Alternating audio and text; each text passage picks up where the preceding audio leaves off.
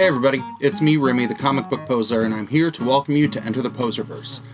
Today is my recommendations of all of the books that I think you should pick up from your LCS on Wednesday, July 15th, 2020. So let's see, according to me, which books make the list. Hey! The champ is telling you to do something. All right, you know what? You know what? You know what just happened? Because you didn't do what he said? You know what? You know what? You just made the list! The first book is an interesting one to me. It's from Acme Incorporated, which is a publisher I've not read or bought anything from before. But there's a Sublime comic coming out on the 15th. It's a biography of the band, and I am one of those kids where I listened a lot to Sublime in my formative years. It made me feel cool. But it's a really cool book, and it's by Michael Oshanker and Nestor Tantiato. The only reason I'm putting this, up here for you all to look at the cover and I'm talking about, if your LCS has this book, please pick me up a copy and I will pay you for the book and shipping, because I would rather give money to your LCS instead of ordering it from Midtown or Amazon. But if you like Sublime, this is a cool book to be able to check out. The next book is from Aftershock. There's one title I care about this week. It's Artemis and the Assassin #3, written by Stephanie Phillips, and the art is by Francesca Fantini. And this is the first book where Francesca Fantini is all on her own in terms of both the pencils and the coloring. So I'm really excited to see what she can do, and kind of going back and forth with her on Twitter. This was one of the things that she was really, really excited about, displaying her entire artistic kind of vision on a book instead of it being filtered through an entire creative team. We're starting to see the team start to hop through time. We're starting to figure out why everybody is being tracked, but it's a book that I like. I will always buy everything that Stephanie Phillips writes. I think she is brilliant, so you should pick it up too. Two hot titles from AWA this week. The first is Red Border #3 by Jason Starr, Will Conrad, and Yvonne Nunez. We are going to see if they make it out of the Texas Chainsaw Massacre meets Get Out meets Misery. This book is about to be wild. They're in quite a pickle, and since it's 3 of 4, we know that there has to start being a little bit more resolution to parts of the story arc. This is probably my favorite AWA book right now. There's just something about the way the story, speaks to me that really, really makes me enjoy it. And I'm excited to see how it kind of slowly wraps itself up. The second book out this week is Year Zero #3 by Benjamin Percy and Ramon Rosanas. This is the cover that I've been very, very excited for, that you've seen, the picnic with the zombie in the background and shit's on fire in the sky. We finally get to see this issue that we've seen the cover for multiple ads. I like this take on a zombie story. It feels like a better version of World War Z in terms of how the story kind of progresses from different perspectives all over the place. I like it a lot. I'm really excited to read that too. One book from Boom Studios this week, it's Once in Future #9, Horse by Kieran Gillen and Dan Mora. This arc has just been bonkers to see them successfully write not just a conflict between King Arthur and Beowulf, but also watching how Merlin is trying to bring those two together. This story is just absolutely insane, and I'm in love with it, and I need more of it. This would be an instance where I would be okay with Kieran Gillen being I'm going to release 32 issues of Once in Future all at once, boom, Netflix, Amazon Prime style, because I just need that in my life. It's so good, and if you're not reading it and you like any kind of old literature that was force-fed to you in high school or college, this is a book for you where you can kind of see these characters brought to life in a relatively badass fashion. 4 books for me from DC this week. The first is Dark Knight's Death Metal #2. Scott Snyder, Greg Capullo, and Jonathan Glapion is on it. I'm the most interested in the A cover, which is a Capullo cover. I don't think I'm going to chase as many variants as I did on the first one, especially since I was grabbing variants as part of a giveaway. I think that I'm going to just sit on this book until I can read Metal, because most of it was me going, I'm confused and don't know what's going on. But I'm going to pick it up. Don't get me wrong, I'm not a fool. Book number 2 is Justice League 49 by Cy Spurrier. This is the second of the 3-issue arc that he's on, Eddie Barrows and Eber Ferreira. There are multiple covers coming out for this one as well, and I'm interested in the A cover by Barrows.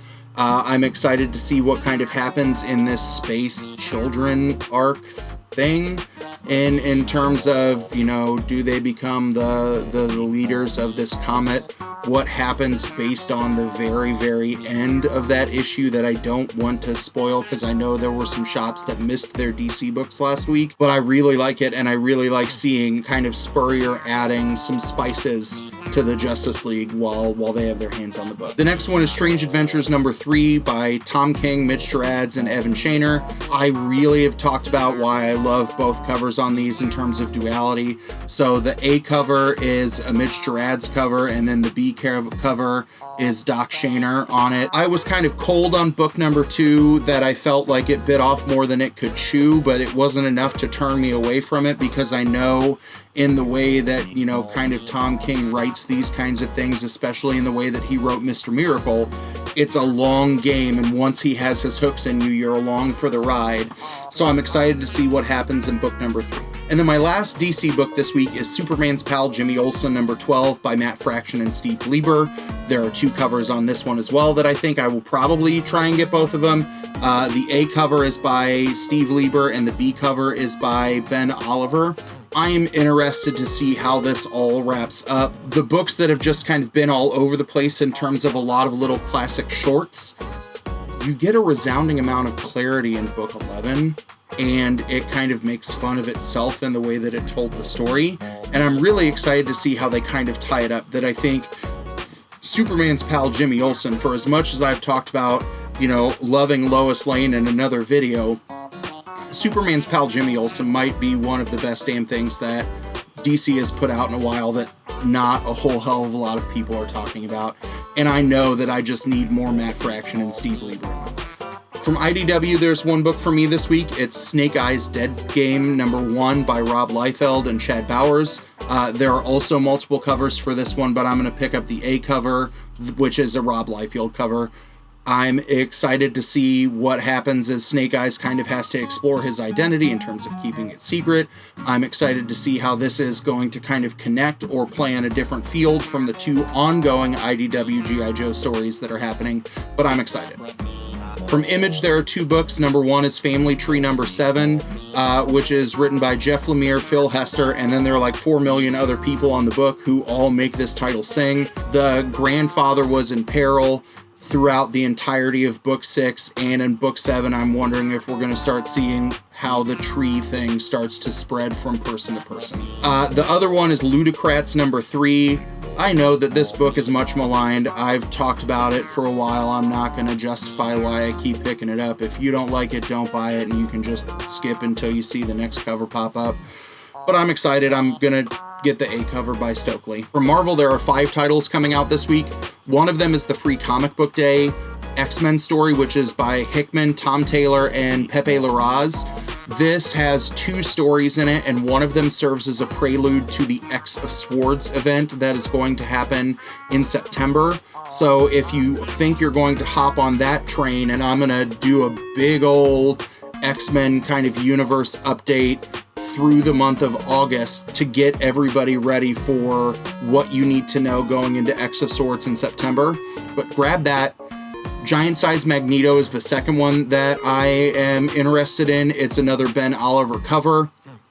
I've liked these giant size kind of one-shot stories to tell tales of individual X characters or X duos in different ways. Spider-Woman number 2 comes out by Carla Pacheco and Pere Perez. But I didn't know I would enjoy this title as much as I did. I picked up the first one just because it was a new number 1 coming out. And then reading it, I was like, oh crap, this is going to be a pretty cool storyline. And then we've had to wait forever on it because of this damn COVID situation. So I'm excited for it. There are multiple covers, but I'm going to pick up the A cover this week, which is a Junnigan Yu cover. The next one is Strike Force number 8. This is by Tenny Howard and Jermaine Peralta. This has been a fun team-up book in terms of looking at all of the different things that the team has taken on. You have, you know, the Island of Misfit Toys kind of team that came together that was more rowdy than before Marvel's Hellions book came out. Venom has been picking up heat. I would be a fool if I didn't try and pick up Venom number 26. It's been on my pool list anyway. I'm excited to see what happens after Venom Island is done. And of course, it's Donny Cates and Iban Koya. 3 more books that I've already got, but you should check out. The first 2 are from Scout.